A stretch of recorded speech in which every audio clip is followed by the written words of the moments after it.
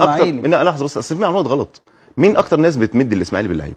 يا راجل ده انا كابتن علي ابو جريشه، انا بقول لك اهو مش من على الاسماعيلي. كابتن علي ابو جريشه وكابتن عماد سليمان قعدوا معايا في المكتب بتعليمات من كابتن خطيب ان انا اديهم كل اللعيبه من غير ما بل بساعد كمان على مرتباتهم في بعض من الاوقات. احنا جبنا النهارده عمرو الساعه بكام؟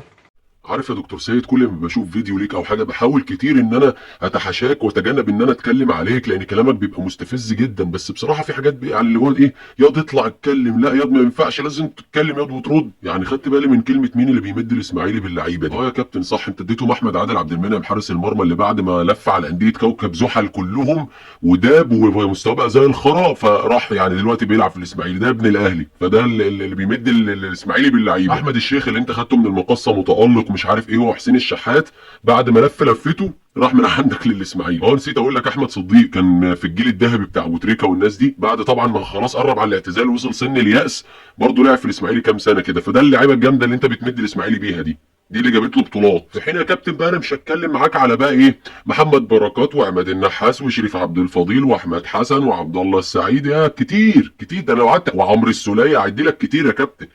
فانت بتقول لي ايه مين بيمد الاسماعيلي؟ مين بيمدك انت؟ ده انت الاسماعيلي صاحب تاريخك كله. عمر الساعي يستاهل 50 مليون. يستاهل 50 مليون. انت بتساعد. خلي بالك بقى، انا في بعض الاوقات انا ما بيبقاش عندي، يعني انا كسيد ساعات ما بيبقاش عندي راي لده ولا بحب ده. بس ده اعتراف منك ان عمر الساعي لا يساوي 50 مليون، ورغم كده الاهلي اشتراه من الاسماعيلي. لا يساوي. وجه النظر الشخصي ممكن يبقى كويس، لكن لا يساوي الرقم ده. انا كسيد بقول لك ما بملش للموضوع ده خالص. ما بملش، انا بساعدك كنادي كنادي على اساس حاجات معينه، لكن ما تجيش على جزء من حقوقي او جزء من فلوسي. بس تمام. انا بس القصه ان هو الكابتن سيد اثرها ان بيراميدز لم يرسل خطاب تهنئه او برقيه تهنئه. هو ممكن بس بالدوري. ايوه، ما هو دي اعتراف، هو راح في قضيه.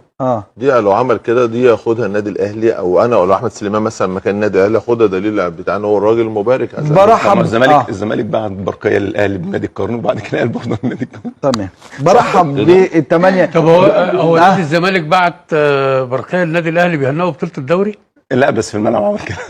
يعني هم هنقول بكاس السوبر الافريقي. والله يا جماعه انتوا عارفين اللي زي دكتور سيد ده بيفكرني بايه؟ عارف لما يبقى عمك مثلا او عندك حد في عيلتك واكل ورثك مثلا او حاجه، فيفضل طول العمر يبني عليه فيكسب من وراه ملايين، يجي بعد كده انت مثلا تبقى طفل صغير فتكبر فتيجي تطالبه، فين يا عمي او يا خالي او يا جدي فين الورث؟ فيقول لك خد يا ابني اهم، خد يا ابني قرشين حلوين اهم، ده كان ورثك، ده مش عارف ايه، وعليهم حتتين زياده مني، قرشين زياده مني، كاني بساعدك يعني، دول ليك انت يا عم. يا عم ده انت اساسا كل اللي بنيته ده على حس حاجتي اللي انت كلتها يا عمي او يا جدي او يا خالي ايا كان. فيقول لك اهو انا بساعدك كمان، انت مش عاجبك كمان مساعدتي يعني بص بتزايد عليا. فهو عامل زي كده، ها تلهيك واللي فيها تجيبه فيك. ثم ايه موضوع بيراميدز والتهنئه ده؟ يعني انا ابقى مختلف انا وانت على قصه الدوري وانت واخده بالزور وثلاث نقط بالظلم والكلام ده كله، عايزني اهنيك، فانت مش عايز تهنيني ببطوله دوري ابطال افريقيا اللي انت ما كنتش طرف معايا فيها في النهائي خالص وطلعت من صن داونز وخدت على قفاك. عايزني انا اهنيك؟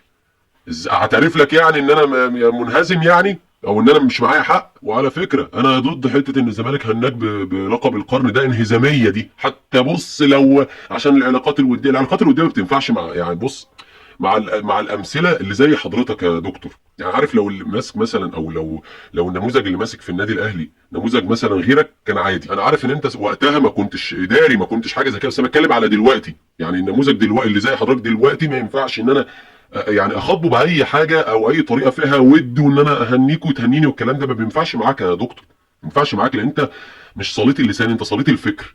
يعني عارف يعني ايه صليت الفكر؟ يعني يعني دايما بتبث افكار او بتتكلم من منطلق خبيث بصوره محترمه، بس من منطلق خبيث يضايق الناس. ثم ايه المانع ان مثلا انت خدت لقب او حاجه انا مش معترف بيها وعارف ان ليا حق فيها، او هي بالزور، يا عمي انا دلوقتي اتظلمت فيها بس مش هعرف اخد معاك حق ولا باطل، بس يا عم عايزك تسيبني في حالي، يا عم انا اهنيك وسيبني في حالي بقى، بطل تظلم في اللي خلفوني. وبعدين كابتن احمد سليمان سالك سؤال محترم وهو جاوب عليه، وانا لما كسبتك وروقتك في السوبر الافريقي وناصر منسي عملها، انت كنت بعت لي برقيه تهنئه والكلام ده كله، قلت لي مبروك ومش عارف ايه؟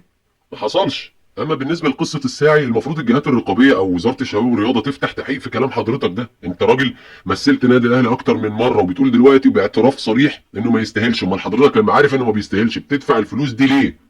وده مش اهدار مال عام ده ولا ايه؟ انت هتخرب الاسماعيلي العمر كله وتاخد زهره نجومه اللي جابوا لك بطولات، عدد شعر راسه، دوريات وكؤوس افريقيا، دوريات ابطال، شاركت كونفدراليه، شاركت مش عارف ايه. نجوم الاسماعيلي كانوا عنصر اساسي في كل الحاجات او معظم الحاجات اللي انت خدتها، وانت بتديهم شويه خيش وقش كده بعد ما يبوظوا عندك ويبقى ما لهمش طعم ولا لون ولا ريحه، ترمهم لهم وتقول ده انا بساعدهم. وبعدين تقول لي يا رؤى اصل انا اشتريت الساعي ب 50 وهو ما يستاهلش 50. يا عم انت دمرت الاسماعيلي ده. انت لحد النهارده انت الكارثه. انت عارف انت لو كنت سبت الاسماعيلي في حاله كان زمان وصل لفين دلوقتي؟ لو كله كوم ودوري كابتن القديس كوم تاني بتاع 2009، فاكره اللي طلع اعترف بعد مش عارف كام سنه كابتن القديس في بي ان سبورتس على الموضوع ده وقال انا ما كناش نستاهل الدوري. فاكر بتاع المباراه الفاصله؟ فاكر انت عملت ايه في الاسماعيلي؟ يا رب تكون فاكر يا دكتور. ربنا يهديك يا دكتور. لا مش هدعي لك لوحدك يا دكتور، هدعي لنفسي معاك. ربنا يهدينا ويهديك يا رب.